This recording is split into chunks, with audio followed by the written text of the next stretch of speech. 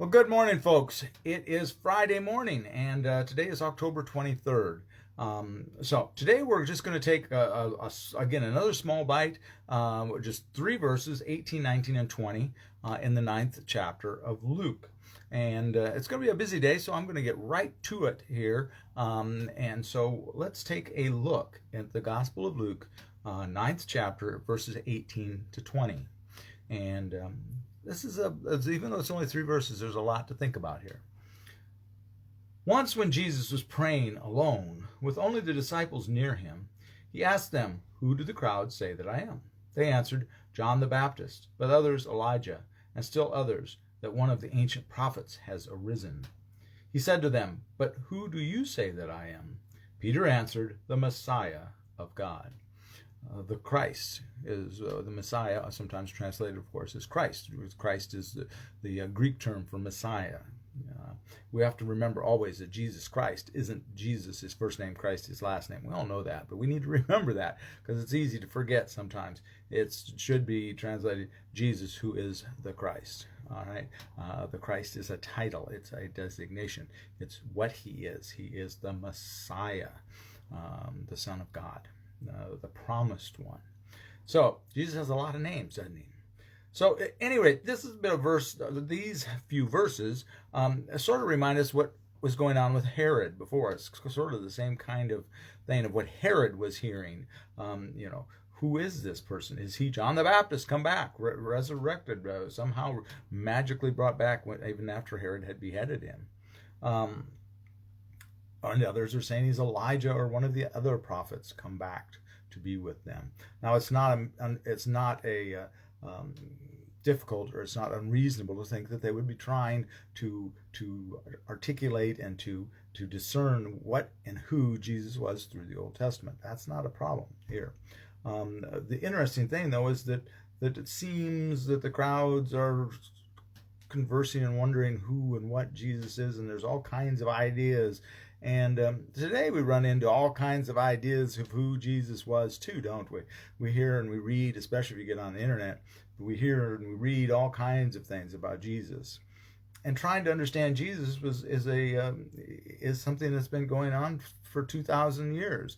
If you look at my bookshelf, I'm over on this side that you can't see is where I have my Jesus books, and there's a good 5 to 6 feet of shelf space there, probably 6 foot, because some of them are stacked on top, of books about who's Jesus, reimagining Jesus, trying to understand Jesus.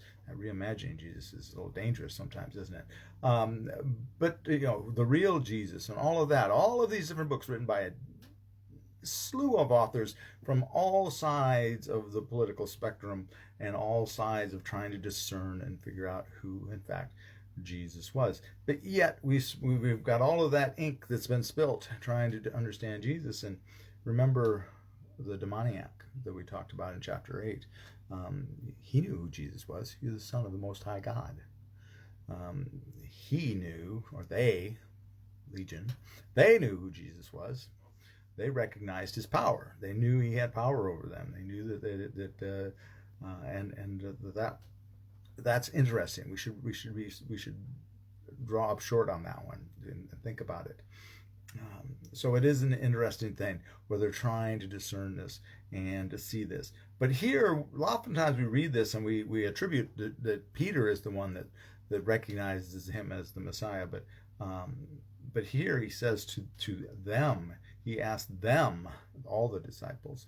So Peter is simply answering for the disciples. I'm going to guess they've talked about it amongst themselves as they're moving along. Like, who is this? Remember the calming of the sea? Who is this? Even the winds and the waves answering. After that, I would think you'd been talking about it pretty heavy. So, but let's look at this in a different angle here. Who do we say that Jesus is? Who do we say? We say with our words that Jesus is the Messiah. We call him Jesus Christ, the Messiah. We call ourselves Christians, followers of the Christ. Christ is the Messiah. So if we truly identify and call ourselves Christians, then we should also be affirming who Jesus was, the Messiah of God, as Peter is saying here in the translation in NRSV. Some say the Christ. Depends on, in the Greek it's probably the Christ. I'm sure it's Christ in the Greek anyway. But the question is not who we say Jesus is with our mouths.